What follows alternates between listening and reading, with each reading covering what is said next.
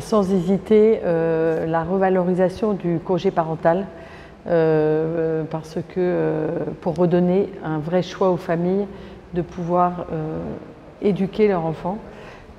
Aujourd'hui, l'État dépense 2 000 € par mois pour une place en crèche et donne à une famille 427 €. Et donc, oui, urgemment, revaloriser le congé parental. La deuxième mesure serait de rembourser le conseil conjugal et familial, parce qu'on voit toutes ces familles qui se séparent et les conséquences sur la paupérisation de la femme, sur les enfants, sur les demandes de logements sociaux. Et donc je suis bien persuadée qu'il y a beaucoup de familles qui arriveraient à surmonter des difficultés passagères que chaque famille peut rencontrer, et qu'aujourd'hui le conseil conjugal et familial est quelque chose de très onéreux qui est réservé à sans doute des familles qui ont les moyens. Et tout le monde n'y va pas d'ailleurs, et donc je ferai vraiment la promotion du conseil conjugal et familial en le remboursant. Et puis peut-être rendre obligatoire la préparation au mariage civil,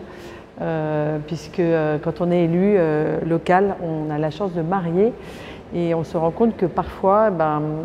les mariés qui se présentent devant nous n'ont même pas lu les articles du Code civil,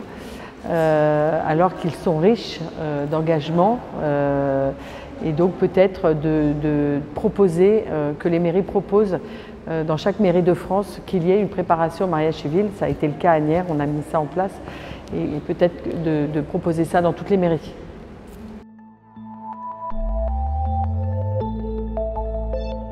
J'ai accepté d'intervenir à l'école Thomas More parce que pour moi c'est important que les gens s'engagent. Parfois ils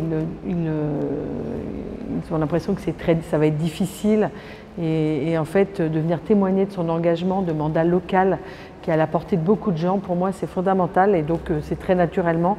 que je suis venue témoigner dans cette école qui est une super initiative justement pour donner aux personnes le goût, l'envie et les moyens de s'investir dans la cité, parce que je crois que c'est urgent.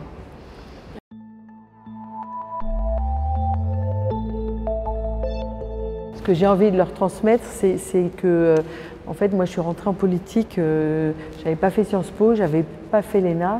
et qu'en fait on peut s'engager en politique avec du bon sens et des convictions, et que faut pas se mettre de frein, faut pas se mettre d'interdit, et que, encore une fois, le mandat local est vraiment à la portée de tout le monde, et que c'est par le bas qu'on va changer notre société. Donc c'est ça que j'ai eu envie de leur transmettre.